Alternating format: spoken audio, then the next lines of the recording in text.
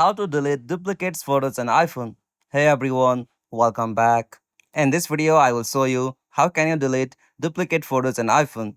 So let's get started. First, as you have to open Photos app on your iPhone. After you open Photos, from there, you'll have to just scroll down and come on the section for utilities. After you come on the section, simply tap on Utilities.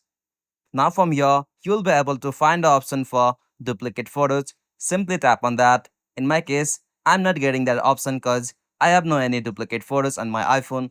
If you find it, simply tap on that and you will see a list of duplicate photos and videos grouped together. Simply from there, you can select that and merge or delete that. After that, you'll be able to just keep the highest quality version and delete the rest of one. So this is the method.